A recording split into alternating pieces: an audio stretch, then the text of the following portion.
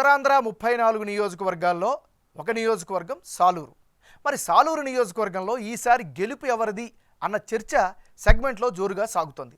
గత 2 టర్ములుగా వరుసగా గెలిచిన డిప్యూటీ సీఎం రాజన్న దొర మరోసారి తన అదృష్టం పరీక్షించుకునేందుకు సిద్ధమయ్యారు. నిజానికి ఈ నియోజకవర్గం ఒకప్పుడు తెలుగుదేశం పార్టీకి కంచుకోటగా ఉండేది. ఆ తర్వాత కాంగ్రెస్, ఇప్పుడు వైఎస్ఆర్ కాంగ్రెస్ పార్టీ హవా పెరిగిపోయింది. మరి ఈసారి అసెంబ్లీ ఎన్నికల్లో సాలూరు నియోజకవర్గం ఓటర్ నాడి ఎలా ఉందో తెలుసుకునే ముందు 2019 అసెంబ్లీ ఫలితాలను ఒకసారి చూద్దాం.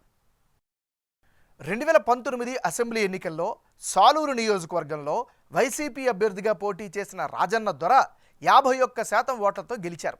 తెలుగుదేశం పార్టీ నుంచి పోటీ చేసిన రాజేంద్ర ప్రతాప్ 38% ఓట్లు రాబట్టారు. ఇతరులకు 11% ఓట్లు వచ్చాయి. ఇందులో 3.21% ఓట్లు నోటాకి పడ్డాయి. అంటే ఏ అభ్యర్థికి కూడా తమకు ఇష్టం లేదని 3% మంది తమ అసంతృప్తిని వ్యక్తం చేశారు. గత ఎన్నికల్లో రాజన్న దొర ఇమేజ్తో పాటు వైఎస్ జగన్ వేవ్ గెలుపులో కీలక పాత్ర పోషించింది. అదే సమయంలో టీడీపీ అభ్యర్థి రాజేంద్ర ప్రతాప్ బంజిదేవ్ ఓడిపోవడానికి కారణం టీడీపీలో కీలక నేతగా ఉన్న గుమ్మడి సంధ్యారాణి నుంచి పూర్తిస్థాయి సపోర్ట్ లేకపోవడమే. ఆమెకు 2014, 2019 ఎన్నికల్లో టీడీపీ టిక్కెట్ ఇవ్వలేదు. కానీ ఈసారి పరిస్థితులు మారాయి. మరి ఈసారి ఎన్నికల్లో సాలూరు సెగ్మెంట్లో రాజకీయం ఎలా ఉండబోతోందో big TV exclusive detailed election సర్వేలో వెల్లడైనటువంటి అభిప్రాయాలను ఇప్పుడు పరిశీలిద్దాం. వైఎస్ఆర్ కాంగ్రెస్ పార్టీకి చెందినటువంటి నాయకుడు రాజన్న దొర.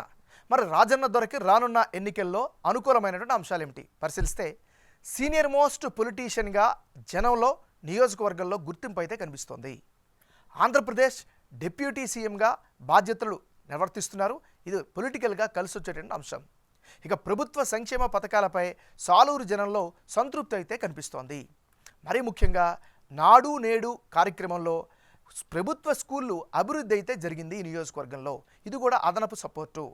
క్యాడర్లో రాజన్న దొరకైతే మంచి సపోర్ట్ అయితే కనిపిస్తోంది. ఇవన్నీ కూడా రాజన్న దొరకు అనుకూలమైనటువంటి అంశాలు. మరి ఈయనకుండే మైనస్ పాయింట్స్ ఏంటి పరిశీలిస్తే, సాలూరులో హెవీ వెహికల్స్ కోసం హామీ ఇచ్చి ఏర్పాటు చేయకపోవడం ప్రధానమైనటువంటి మైనస్. ఇక వెంగళరాయ సాగరం కెనాల్స్కు మెయింటెనెన్స్ పట్టించుకోకపోవడంతో స్థానికంగా వ్యవసాయదారుల్లో అయితే మాత్రం రైతుల్లో వ్యతిరేకత వ్యక్తమవుతుంది. నియోజకవర్గంలో మండలాలు, తండాలు, గ్రామాల మధ్య సరైనటువంటి రోడ్లు లేక సామాన్యులైతే అవస్థలు పడుతున్నారు. ఇదో మైనస్గా చెప్పుకోవచ్చు. ఇక డ్రైనేజీలు అయితే పూర్తి స్థాయిలో ఇబ్బందికరంగా కనిపిస్తున్నాయి. సాలూరు మండల హాస్పిటల్లో సరైనటువంటి మౌలిక వసతుల్ని ఈయన కల్పించలేకపోయారు. ఇదొక మైనస్. ఇక జూట్ మిల్ పాండమిక్ నుంచి తెరుచుకోకపోవడం కూడా మరో మైనస్గా చెప్పుకోవచ్చు. ఇది ఈయనకి సంబంధించినటువంటి ప్లస్లు, మైనస్లు. తెలుగుదేశం పార్టీకి చెందినటువంటి నాయకుడు రాజేంద్ర ప్రతాప్ బంజిదేవ్. మరి ఈయనకు అనుకూలమైనటువంటి అంశాలు ఏమిటి పరిశీలిస్తే, గతంలో హ్యాట్రిక్ విజయాలు సాధించిన చరిత్ర ఈయన పట్ల ఉంది. ఆ ఇమేజ్ ఖచ్చితంగా కలిసి వచ్చే పరిస్థితి. తెలుగుదేశం పార్టీలో గుర్తింపు ఉన్నటువంటి నాయకుడిగా ఈయనకైతే ఇమేజ్ కనిపిస్తుంది. ఇక సంధ్యారాణితో కలిసి ప్రచారాలు నిర్వర్తిస్తుండడం కూడా రాజేంద్ర ప్రతాప్ బంజిదేవ్కి అనుకూలమైనటువంటి అంశాలు.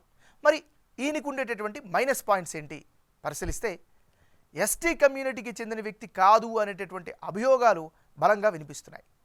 మరోవైపు వయసు పైబడడంతో టిక్కెట్ దక్కడంపై డౌట్ అయితే వ్యక్తమవుతుంది. ఇది ఈయనకు ఉండేటటువంటి ప్లస్లు, మైనస్లు.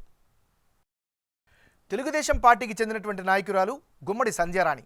మరి సంధ్యారాణికి రానున్న ఎన్నికల్లో అనుకూలమైనటువంటి అంశాలు ఏమిటి పరిశీలిస్తే, తెలుగుదేశం పార్టీ పొలిట్ బ్యూరో మెంబర్గా గుర్తింపునైతే పొందారు. అది రాజకీయంగా పార్టీ పరంగా కలిసి వచ్చే అంశం. ఇక సాలూరులో యాక్టివ్గా రాజకీయాలు చేస్తూ వస్తున్నారు. ఇదొక అదనపు బలం. జనంలో అయితే మంచి ఇమేజ్ని అయితే సంపాదించుకున్నారు సంధ్యారాణి. అది కూడా అనుకూలమైనటువంటి ఫ్యాక్టర్. మరీ ముఖ్యంగా ప్రజా సమస్యల పరిష్కారంపై ముందుంటారు. ఎక్కడ సమస్య వచ్చినా ప్రశ్నిస్తారు అనేటటువంటి అభిప్రాయం ఈమె పట్ల కనిపిస్తుంది. ఇవన్నీ గుమ్మడి సంధ్యారానికి ఉండేటటువంటి అనుకూలమైనటువంటి అంశాలు. మరి ఈమెకు ఉండేటటువంటి మైనస్ పాయింట్స్ ఏంటి పరిశీలిస్తే, రానున్న ఎన్నికల్లో రాజన్న దొరను ఏ మేరకు ఎదుర్కొంటారు అనేటటువంటి సందేహం అయితే సర్వత్రా వ్యక్తమవుతుంది. ఇదే ప్రధానమైనటువంటి మైనస్గా చెప్పుకోవచ్చు. ఇది ఈమెకు ఉండేటటువంటి ప్లస్లు, మైనస్లు. రానున్న ఎన్నికల్లో సాలూరు నియోజకవర్గంలో ఎవరెవరు బరిలో ఉంటే ఫలితాలు ఏ విధంగా వచ్చే అవకాశం ఉందో పరిశీలిద్దాం. ముందుగా రాజన్న దొర వర్సెస్ గుమ్మడి సంధ్యారాణి. అంటే ఇప్పటికిప్పుడు సాలూరు నియోజకవర్గంలో ఎన్నికలు జరిగితే వైసీపీ, టీడీపీ మధ్య టఫ్ ఫైట్ ఖాయంగా కనిపిస్తోంది. వైసీపీతో పోలిస్తే తెలుగుదేశం పార్టీకి 1% ఎడ్జ్ కనిపిస్తున్నట్లు బిగ్ టీవీ సర్వేలో తేలింది. వైసీపీ అభ్యర్థికి 46% ఓట్లు, తెలుగుదేశం పార్టీ అభ్యర్థి గుమ్మడి సంధ్యారాణికి 47% ఓట్లు, ఇతరులకు 7% ఓట్లు వచ్చే ఛాన్సెస్ కనిపిస్తున్నాయి. టీడీపీ ఓట్ షేర్కు కారణం గుమ్మడి సంధ్యారాణి వ్యక్తిగత ఇమేజు, గత 2 ఎన్నికల్లో వరుసగా ఓడిపోయిన సానుభూతి జనంలో కనిపిస్తోంది. అలాగే సాలూరులోని కాస్ట్ ఈక్వేషన్స్ కూడా తెలుగుదేశం పార్టీ వైపు కనిపిస్తున్నాయి. సంధ్యారాణికి టీడీపీ టికెట్ వస్తే ఆర్యవైశ్యులు, తూర్పు కాపు, ఎస్సీల మద్దతు ఉండే అవకాశాలున్నాయి. అదే సమయంలో సాలూరు జనం మార్పు కోరుకుంటున్నట్లుగా సర్వేలో తమ అభిప్రాయాలుగా చెప్పారు. పైగా అనుకున్నంతగా సాలూరు నియోజకవర్గం అభివృద్ధి చెందకపోవడం కూడా టీడీపీ విజయావకాశాలను పెంచుతోంది. అలాగే వైసీపీ ఓట్ షేర్కు కారణం రాజన్న దొర సీనియారిటీ, సెగ్మెంట్లో మంచి ఇమేజు, టీడీపీ నేతల్లో అంతర్గత విభేదాలు కలిసి వచ్చే ఛాన్స్ ఉంది. అయితే ఎన్నికల నాటికి స్వింగ్ ఓటర్ల కీలక పాత్ర పోషించబోతున్నారు. వీరు ఎటువైపు మొగ్గితే వారినే విజయం వరించబోతోంది.